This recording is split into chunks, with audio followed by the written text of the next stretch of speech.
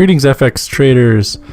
Today is Sunday, May 20th. I'm here with a trading video. I'm going to be talking about a trade setup that I identified last week as having the potential for some momentum on the dollar strength, and that's the dollar South African rand. And what I was looking to do was pair dollar strength with weakness in one of the primary emerging market currencies, which is the South African rand. And this currency is involved in carry trades.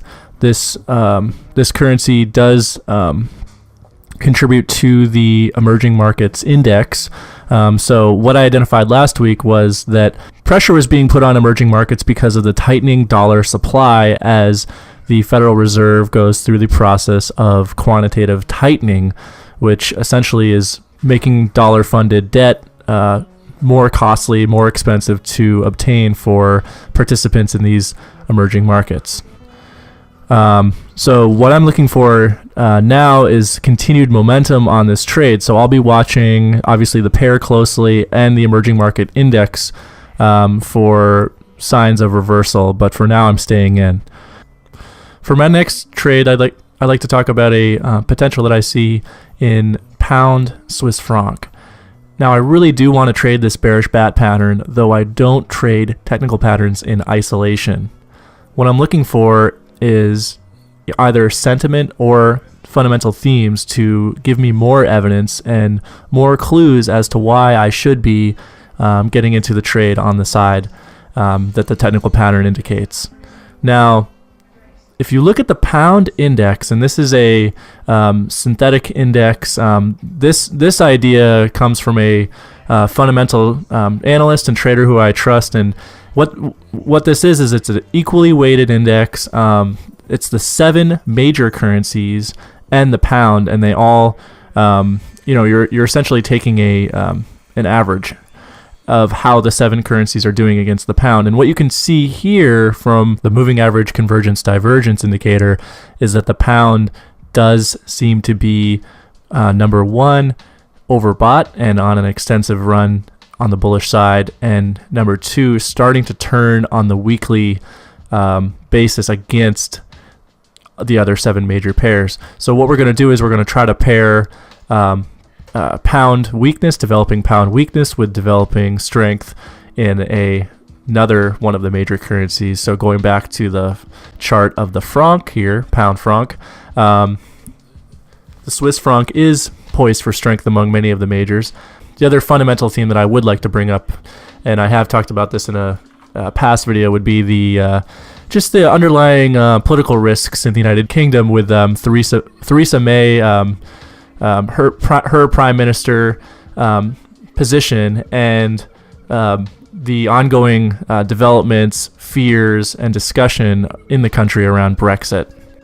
Now, keeping our commentary on politics and how they affect the performance of currency pairs, we can move to the euro Swiss franc, and that's because there's quite a confluence here of both fundamental and technicals. At the very simple level of understanding technicals, we have paying attention to support and resistance levels. And here at the psychological resistance level of 120, which is also the Swiss National Bank's former peg support that they have chosen. Now, the peg doesn't exist any longer, and this was the result of you can see that massive red candle back in early 2015. Now, shifting our analysis back to politics, the euro, the European Union, and the Eurozone, top headlines over the previous weeks have been centered around politics in Italy. Now, there is a lot of political risk from nationalism in different countries that make up the EU. Italy just had a draft released on behalf of 2 political parties that have formed a coalition, the League and Five Star, and those parties have released a draft of a proposal that asks the EU to forgive the quantitative easing generated debt to the tune of 250 billion euros. I can't pretend to understand European politics, Euroscepticism versus the pro-EU parties there. But what I do understand is that this is an opportunity for some sort of uncertainty when it comes to macroeconomics. The European Monetary Union is very sensitive to change, as Italy being its third largest euro using economy. These aren't the best technicals for my particular trading style. However, I do admit that the fundamentals and the overall currency, looking at how the currencies have been performing against the other majors, does entice me to the trade. Though I am going to be watching this trade a bit more closely, as this overarching AB equals CD pattern didn't even really get to a symmetrical completion point if you clone the A to B leg.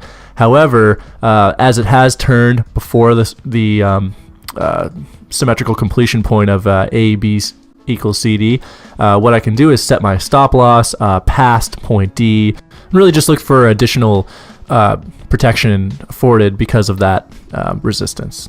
That's all I have for you guys this week. I am going to be looking at the at a dollar yen long, though I really don't have the fundamental justification for such a move, as risk on themes have been only weakly developing, and that's because the lots of leading risk asset indexes are still kind of in range mode, even as complacency returns. If you did check out the VIX index.